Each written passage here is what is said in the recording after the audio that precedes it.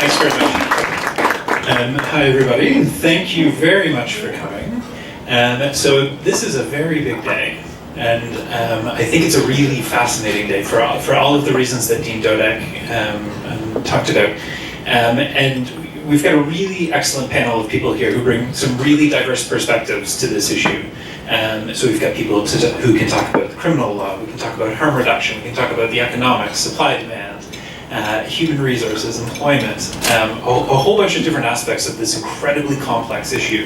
And as Dean Dodek mentioned, my interest in this is actually initially as a clinician, where we started to realize that we had a significant number of older adults who were using cannabis, both therapeutically and recreationally. And we started looking into this and starting to understand this really complex web of law and health policy and hospital policy and society and so many different layers that were compounded on top of this issue.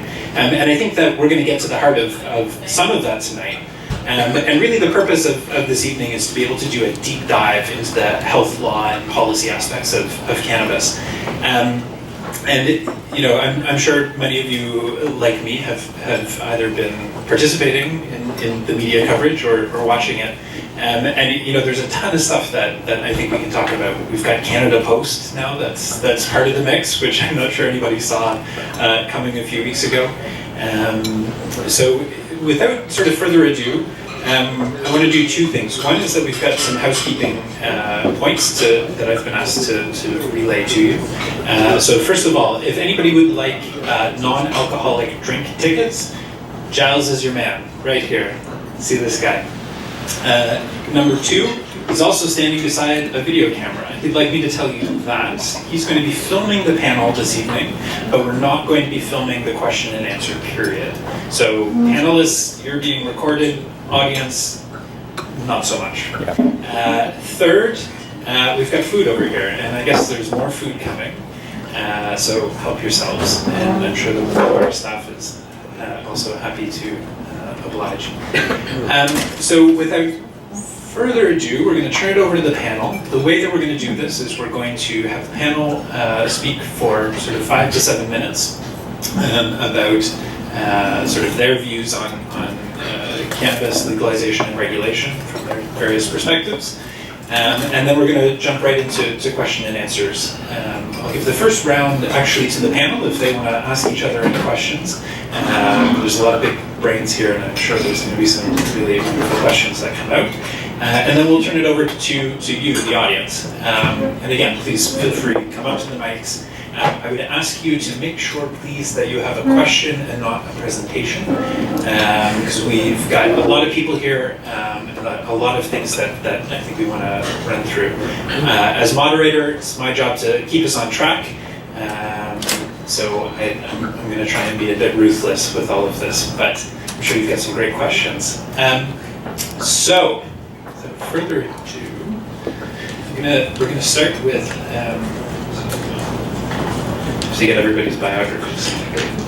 I'm going to start with Professor Marie-Ève Sylvestre, who is a full professor at the Faculty of Law in the Civil Law section of the University of Ottawa and former Vice Dean of Research from 2014 to 2017. She co-leads the opioids cluster of the Ottawa Harm Reduction Network, building upon several fields of knowledge, including law, criminology, and geography. Professor Sylvestre's research focuses on the criminalization and regulation of poverty and social conflicts in urban spaces, such as homelessness, sex work, drug and alcohol use, and political protests, as well as their alternatives. So, I'm going to hand it over to you. Hello, thank you, Jason. Bonsoir à tous. Hi, everyone. Welcome to this grand legal experiment of the legalization of cannabis. Thank you for being with us tonight, and thank you to all of my colleagues from the Ottawa Harm Reduction Network for organizing this. Tonight, we certainly have many reasons to celebrate. The first reason that we should be celebrating is certainly the decriminalization of cannabis. For the last decades, criminalization of cannabis has produced a great deal of violence and repression in Canada. violence and repression that has affect primarily poor and marginalized communities, including racialized communities and indigenous people. If you think about it, up till yesterday, people were arrested, charged for cannabis possession, possession for purposes of trafficking and trafficking cannabis. In 2008 and 17 alone, there were over 90,000 arrests in Canada, like drug-related arrests in Canada, and 42% of them were related to cannabis possession. If you include trafficking, that amounts to 53% of the arrests. So a lot of people were affected and are still affected. And we know that the most recent estimates are that over 500,000 Canadians currently have criminal records related to cannabis charges. So certainly decriminalization sounds like good news, although I'll say a few words later why I believe this is only partial decriminalization. But as of today, as you probably know by now, adults are allowed to carry up to 30 grams of dry cannabis in public places. They can possess unlimited amounts of cannabis in their homes. Although this is only true for Ontario, in Quebec there's a maximum amount of 150 grams that you can possess in your home. You can still buy in authorized retail store, not yet in Ontario. Some of those stores have opened in Quebec, so all good news on that side. The second reason that we have to celebrate, I think, is what I hope will be the beginning of an era in which we stop stigmatizing drug users and drug use, which will translate into greater access to health services and social services for drug users who have been victims of discrimination and impeded access to treatment and health services because of their use. So I'm hoping to see some growing social tolerance and understanding for cannabis, but also of the harm reduction message that the decriminalization carries, which is since people are going to use cannabis, we want to make sure that they have access to quality control substance and that they have all the information they need to make the decisions for themselves. So that's all good news. The third reason why we should be celebrating is that Ottawa U has been exercising some great leadership on this and has announced that they will follow and enforce provincial legislation in terms of cannabis use on campus. So we will be allowed to smoke or vape cannabis in all the public places in which the provincial legislation authorized, which is basically where tobacco use is authorized right now. Now, we have also many reasons to be concerned, and I want to outline some of them very quickly before I turn this over to the other panelists.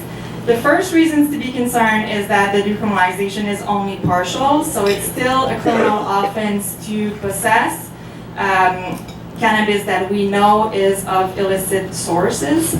It's still a criminal offense for a young person below 18 in Quebec, 19 in Ontario to possess cannabis, to buy cannabis. Although it's not going to be a criminal offense if you have on your person 5 grams or less of dry cannabis. It's also going to be a criminal offense to sell and distribute to a youth, so a parent or an adult cannot buy and distribute to a young person.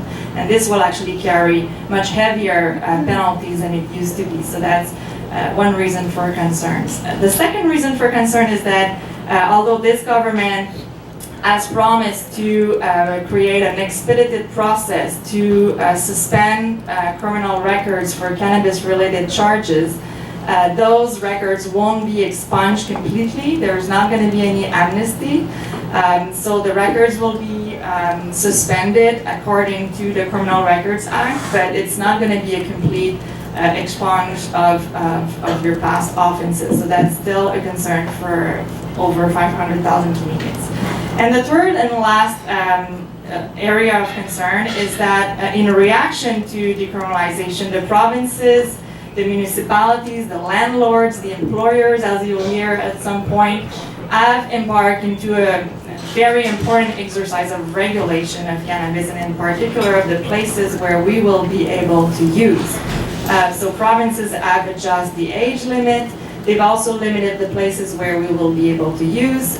Some landlords have included clauses in leases prohibiting people to grow plants or to use in their apartments. There are some restrictions to the public places where we will be able to use. And my research and that of others have shown that this kind of restrictions on places of use have had an impact on poor and marginalized communities, including the homeless and the renters who probably won't have private places where they'll be able to use. So this is likely to translate in still a lot of encounters between the police and the homeless, or the police and the renters, and also important amount of tickets. I've done a lot of research with the homeless, and the police are heavily ticketing the homeless here in Ottawa for public drinking and public intoxication, for alcohol, so we can expect that to happen as well for cannabis, although it's been decriminalized. So I guess the question is, decriminalization, yes, but decriminalization for who? And also whether we really got the message of harm reduction when we think about all the resistance that we're hearing these days from municipalities and provinces and landlords and so on, whether the harm reduction message that's underlying it has been really understood. All right, thank you. That was excellent. So thanks very much. Our next speaker is going to be Dr. Anita Sen, who's a professor of economics at the University of Waterloo. His research interests are in the economics of public policy, with an emphasis on estimating the statistical effects of government intervention on health outcomes. He's published research on the impacts of increases of alcohol prices on the incidence of sexually transmitted diseases, the impacts of higher cigarette taxes on smoking, the effects of minimum wages on employment and poverty, and the relationship between stricter penalties and impaired driving and traffic accidents. His recent work is focused on assessing the effects of deregulation in retail alcohol distribution in Ontario and the legalization of cannabis in Canada. And he's been a frequent contributor in the media for the last couple of weeks. Over to you. Thank you very much. So if you understood anything from that introduction, is that my research agenda is highly confused. But there is uniformity out there. I'm a data geek. I love playing with data.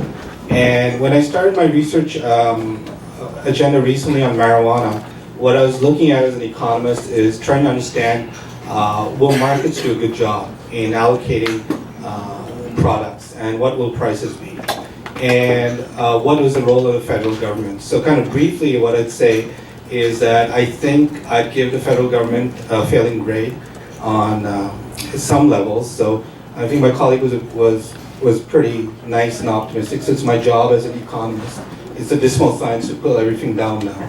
So I hope that's okay. I wasn't going to put this there. No, okay. So one concern is that is a black market. And if you think about the objective of legalization, the main kind of objective was, a state by government was, we got to stamp out the illegal market. You can't stamp out the illegal market if the prices between legal and illegal products are similar, and it's very easy to access legal products.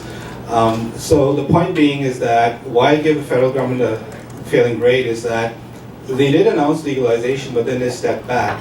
In some cases, that leads to efficient outcomes. But I think what they could have done is they could have had an agenda of best practices and said, you have flexibility in terms of how you want to achieve this outcome, but certain outcomes have to be accomplished.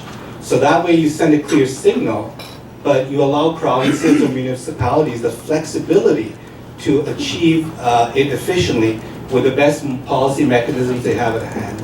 And so the example is that in terms of retail distribution, we have hybrid systems across the country now.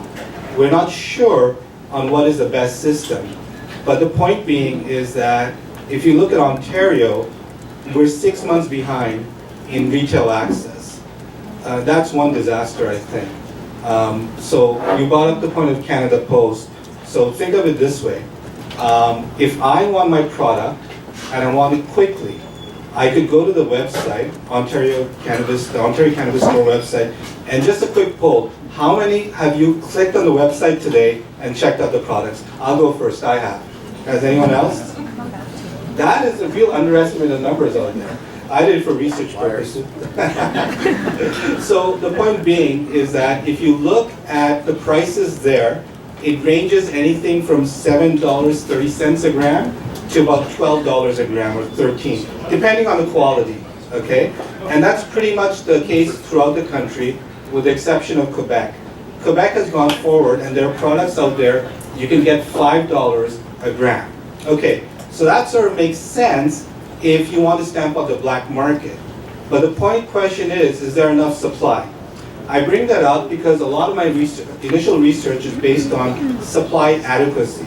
So what I did with a former graduate student is I scraped data from Health Canada and Stats Canada websites, and we built an algorithm.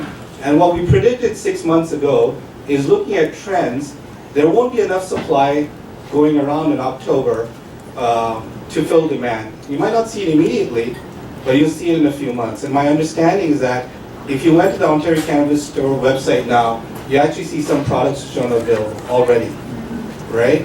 And so this is something which we predicted. I went to Statistics Canada, Health Canada, and said, look, the data is telling us a story out there. You have to do something. But we were ignored. And the other point being is that if you look at the price data, the question is, what is the kind of sweet spot between what you would buy legally, and if the legal price is not attractive, you'd go to the legal market. So what my point out here is that the price paid by a consumer is not just a sticker price. It's the convenience in accessing the product. It's also your travel time, your opportunity cost. So think of it this way. You look at the websites, Ontario Cannabis Store, the Quebec website, and the prices seem somewhat comparable, okay? However, the Ontario Cannabis Store runs out of supply, or it takes you 5 days to get your product. Are you still gonna try to get it legally? And this is not an ad. Or are you going to go to weedmaps.com, download the app, and have someone deliver a product to you in 3 hours? Right? My point being is that obviously some people will use technology. And these things could have been averted had there been a more planned out rollout and a coordination of policies across jurisdictions. In terms of pricing, one of the key points of my report 6 months ago is that there should be a public agency coordinating strategies and prices across the country. That didn't happen. So now the point is that not only do we have a lot of differences across provinces, but clearly some provinces are almost doomed to fail if this is true. And the worst example which we have in Ontario is that we have the provincial government saying that there's no cap on the number of private stores. Well, that sounds great. As an economist, I support that. But guess what? Municipalities can opt out. What does that mean? Is every store in Ontario going to be in the GTA area in Ottawa? Because Richmond Hill and Markham just voted they're not going to have any stores. This is ridiculous, right? The best way to encourage a thriving black market is to say you're not going to have any legal access in our geographic boundaries. So I'm going to stop there. I think I've said enough. The point being is that market approach is great, and I think it could have really worked. It still may work, but the key high points is that there hasn't been enough legal supply. This could have been planned out. It takes 9 months from getting a permit, and you can confirm that later. But it takes almost 9 months from getting a permit to get supply in the market. And guess what happens if your products fail? It takes even a longer period of time. There should be coordination on pricing.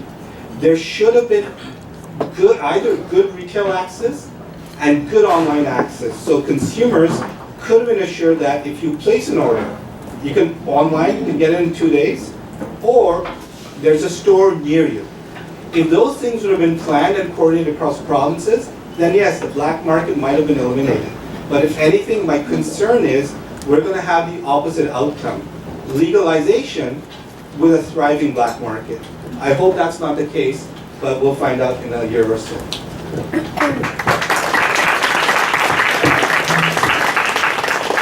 Okay, thank you very much. There's a lot to talk about there. That's great.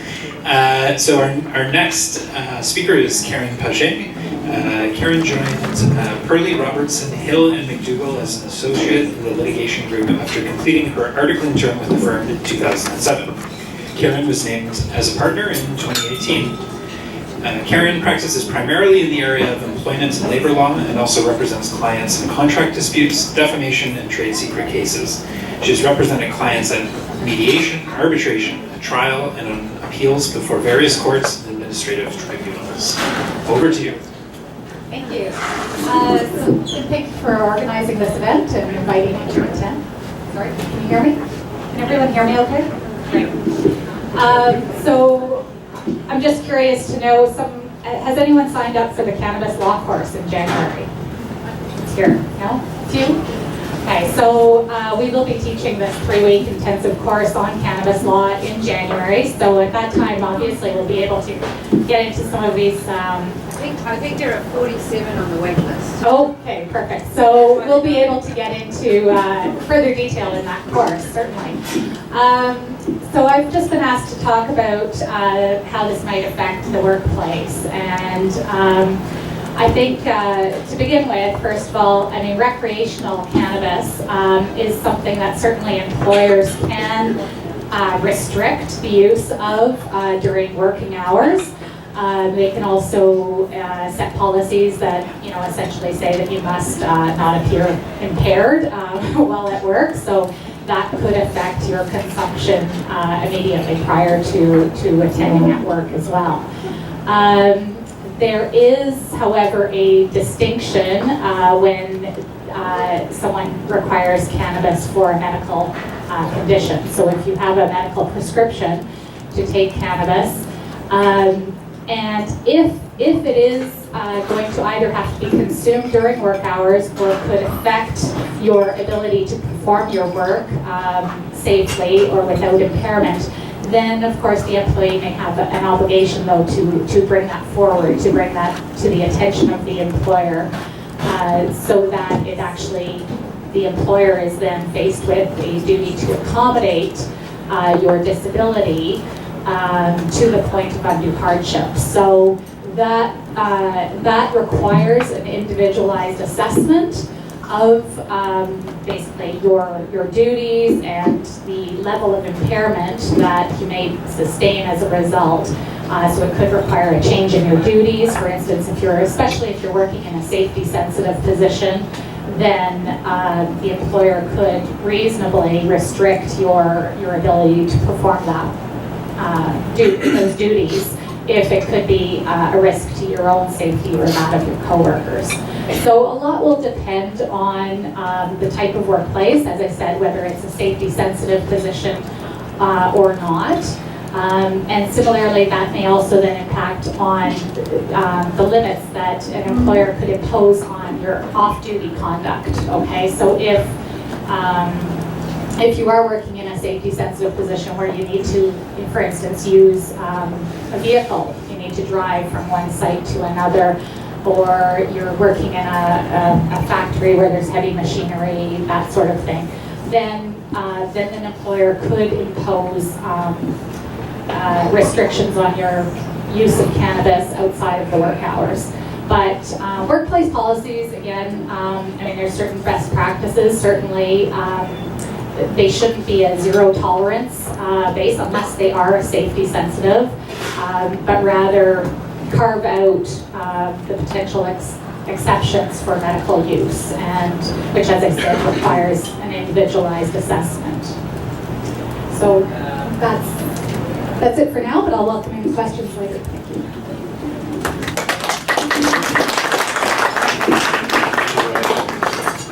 Great, thanks very much. Again, lots of questions. I'm sure several unanswerable questions. Okay, next we have Phil Scher. So as Chief Legal Officer, Phil is responsible for canopy growths, reporting obligations, is a publicly traded TSX-listed company, as well as all the company's other legal needs. He also leads Canopy's Human Resources Department and is intimately involved in business development. Phil joined Canopy in 2016 after almost a decade as general counsel at Conversant Intellectual Property Management Inc., where he implemented key changes to his equity and shareholder rights plans and to its corporate governance practices. Well, there he's also the lead in-house attorney during one of Canada's first proxy battles, led by a U.S. hedge fund, in which an alternative slate of directors was proposed, as well as during a hostile bid, which resulted in the company going private. Prior to that, he worked at McCarthy Tetro LLP. He has a Bachelor of Laws from the University of Windsor and a Bachelor of Arts in the English Lit, with a minor in French from the University of Laval. So, over to you, Phil. Hey everybody, thanks for having me.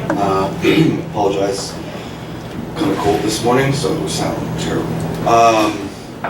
So, lots of interesting stuff's already been said. It's kind of hard for me to wrap my head around where to begin. I know that today is a super exciting and noteworthy day, but I feel like my entire life's been a bit of a whirlwind for the last 3 years or so. I'm really tired. What's been really cool about what we are building, and that is what we are doing, is we are building something amazing. If you have an opportunity, you should come to Smiths Falls. By the way, thank you for having me. You will see that we have turned what used to be an old chocolate factory into a new chocolate factory. And it's amazing. The impact we've had on Smiths Falls as a city is palpable. The moment you walk into the building, any of you who have ever had the pleasure of coming to the building, I know I was just talking with the dean before the panel started, and he hit the nail right on the head. He said, it's just infectious. You walk in, and it's like being at Google. You feel the culture instantly, which is that much more shocking, I think, to me in particular, when I know that everybody who works there has been putting in 12 to 16 hours a day for the last 12 to 18 months. Don't sleep much. We had people last night who slept in the building, getting ready for today. And it's not because we haven't been doing a bunch of stuff for the last 18 months. As I assume most of you are law students, what I think you'll find particularly interesting about what I get to do, and certainly what I find interesting, is as much as I was general counsel at a company for almost a decade, I'm a little older than I look,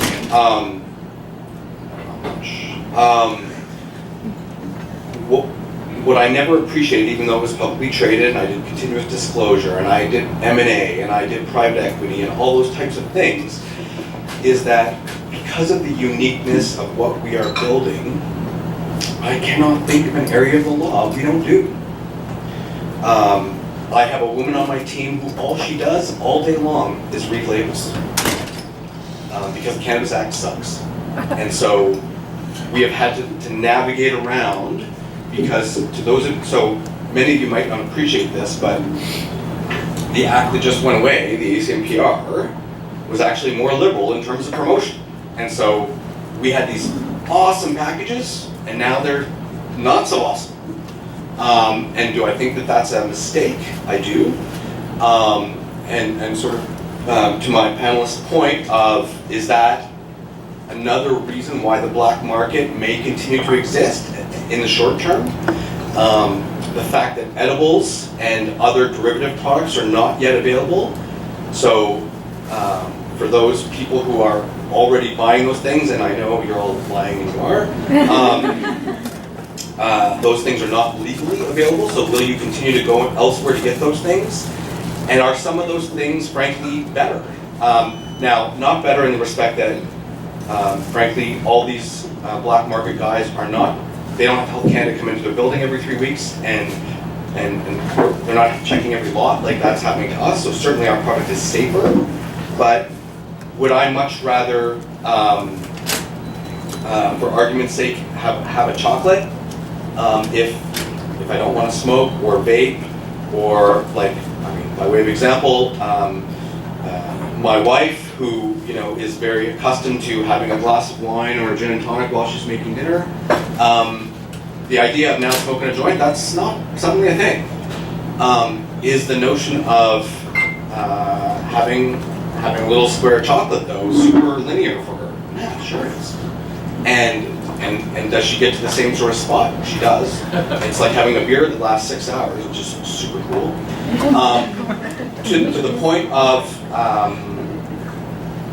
sort of landlords and all those types of things, and how it's going to still cause a lot of trouble in terms of not allowing access for a lot of people who would otherwise be doing these things. Not that I disagree completely, but I think it's giving short shrift to the fact that cannabis is now infinitely more than smoking a joint.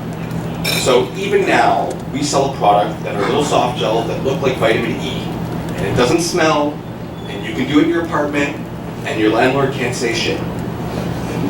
So there are lots of ways to solve all that kind of stuff. You just need to open up your minds. So going back to my point about, as law students, what I think you'll find interesting is, as I mentioned, I have a woman who all she does, like I pulled her out from a tobacco company, because there she learned how to say no to everything. But what are we doing? We're pushing the envelope because we're not ready to do that yet, even though the Cannabis Act largely mirrors the Tobacco Act. Well, no, we're going to take risks. Why? Because that's what Tweed has done since inception, and we've been super successful at it. Quite frankly, before Canopy told Health Canada we needed a website, Health Canada didn't know that these products needed to be marketed in some way, and we essentially got them over the hump. Like, if people don't know how to read about this stuff, how are they going to pick? Health Canada doesn't really know what it's doing, and so we've had to educate them all along the way. Constitutional law. Have I been dealing with the stupid U.S. immigration issue for the last 6 weeks, even though it's not really as big of a thing as everybody thinks it is? Obviously, there's corporate. I started my career at McCarthy's as an M&A lawyer. I worked there for 3.5 years. I've done more M&A in the last 12 months than I did in my career at McCarthy's. I've closed 24 mergers and acquisitions. We just did the largest financing in the space, and so let me backpedal a little bit. We did the largest financing in the space last October at $245 million. One of the largest alcohol conglomerates in the world who recognized that it was about to lose market share came to us, took about 6-8 months of conversation, and then they handed us $245 million. It took them, and that negotiation was about 8 months long. They came back 8 months later. That negotiation took 2 weeks, and they gave us $5 billion. And that will close at the end of this month, subject to getting Investment Canada approval, which I'm pretty confident about. All that to say, employment law, do I worry about unions? You name it, we're dealing with it, and so I'm building out a team now where I need people who are already expert in X, Y, and Z. And that's what's also cool about what's happening in our space is, while it may have started a few individuals who were cannabis consumers or believers or proponents, because these companies have ramped up so quickly. While I was a cannabis user, I certainly didn't know anything about cannabis in terms of the law. I worked at a semiconductor company, but I knew how to run a company. My chief commercial officer came over from Molson. My VP of government relations came over from Labatt's. My VP of international relations came over from BlackBerry. We are all professional executives who know how to get shit done. And that's why the company is now worth $16 billion. Anyway, enough of that. I figure it's more interesting to get some questions.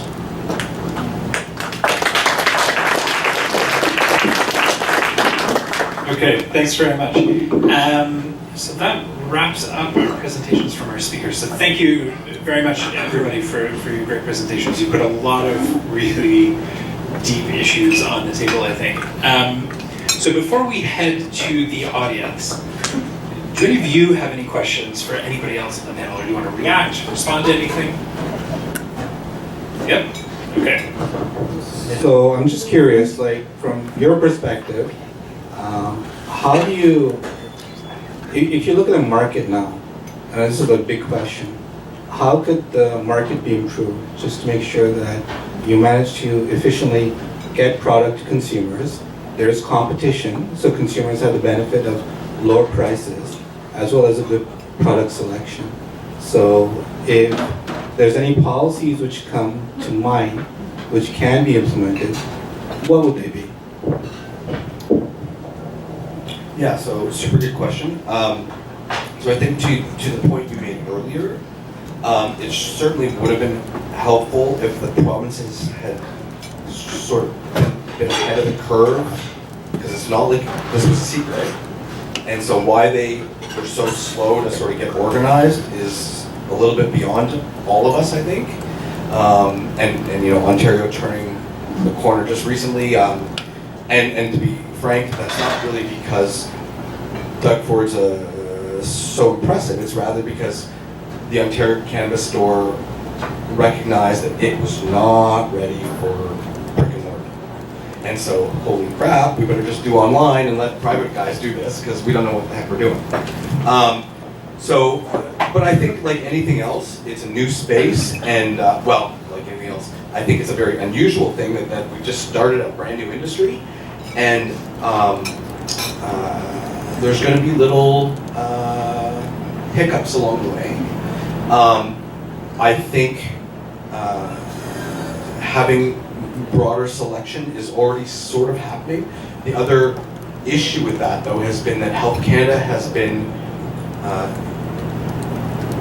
unusually slow in granting licenses, particularly without sort of the appreciation that, to the point you made earlier, unlike beer, where you know you run out, you just make more beer. This is a crop, and it doesn't always work, and that's a problem. Because if a crop fails, you gotta wait 12 to 14 weeks before you have a new one. And then what do you do?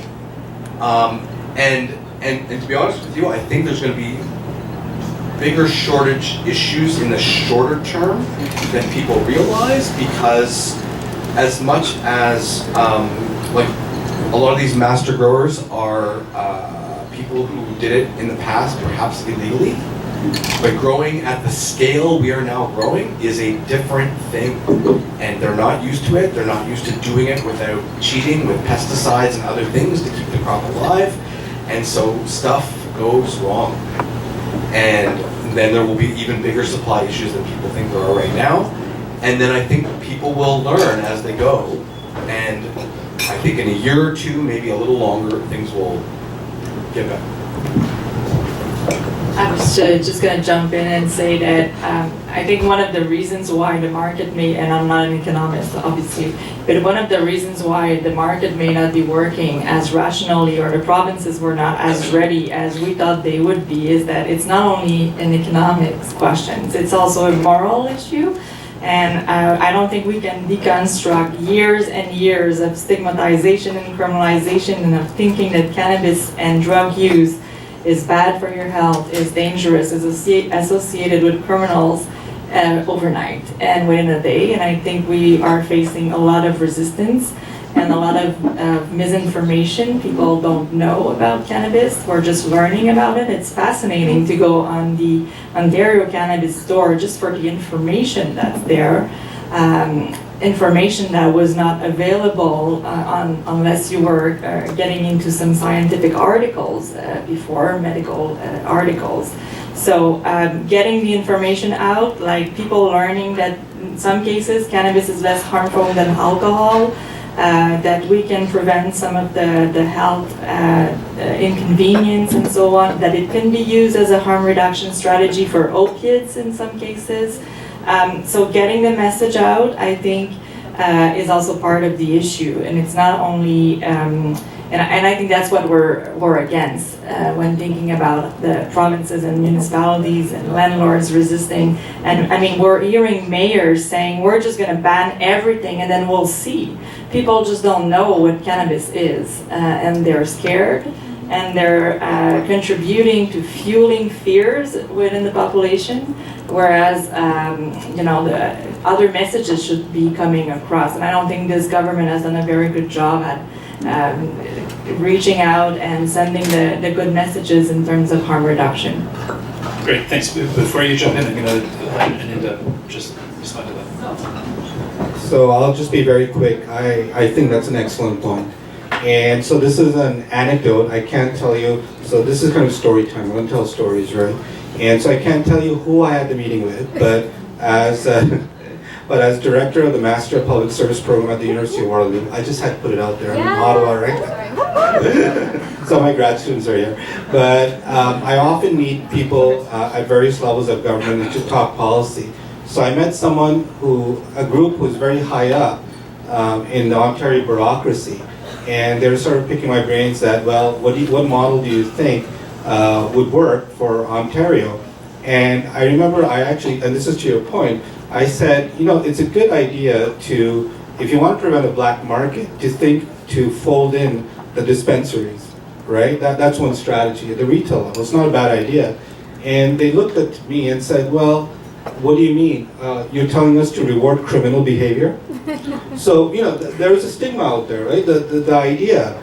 And I looked at them, and I should have kept my mouth shut. And I said, well, aren't you rewarding the population for their criminal behavior? Who are the criminals? Us for demanding it, or the people who supply it? So the meeting sort of ended uncomfortably. But the point being is that you made a very good point about that. And if you look at the election manifestos at the municipal level across Ontario, a lot of the races have become, we're going to allow cannabis stores in our jurisdiction, or we're not. And so it's become a yes/no issue. And I think that's terrible. And again, it's a lack of messaging from the government, whether it's the Fed or it's a province. This is ridiculous. No, it can't be about access. There has to be access. Go choose some other agenda. Okay, thanks. We're going to go to Phil, and then people in the audience, please, I'm not sure where the mics are, but we're going to go to the audience right after Phil. So find Giles if you've got a question. Phil. Yeah, so just two comments to that. So first, I don't think we should actually reward those dispensaries.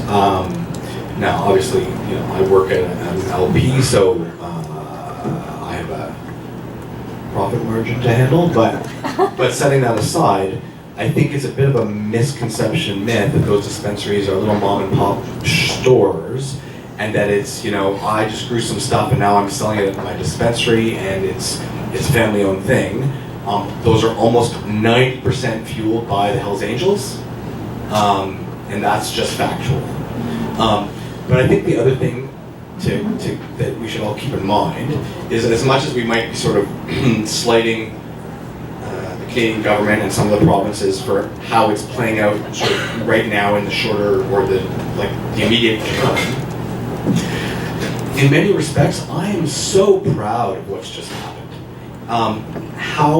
I cannot think of another time in history, to sort of the Dean's point in terms of sort of pointing to the Charter, where Canada has led the international charge on anything. And to give you a sense of it, the entire world is essentially behind. But guess what? The last 12 M&A deals I did were international ones. So I have a location in Germany. I'm building a production site in Denmark. I'm building a production site in Jamaica. How ridiculous is that?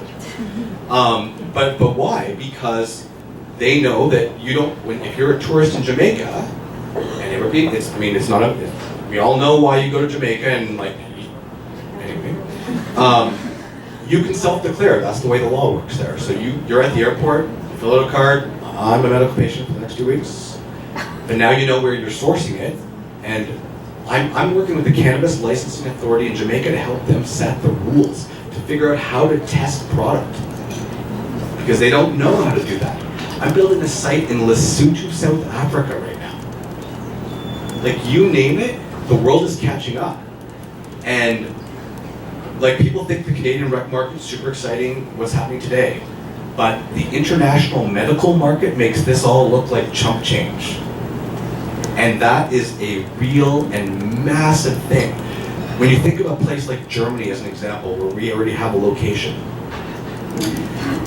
80% of people who have a prescription there are insured, fully insured. It's 25 euros a gram.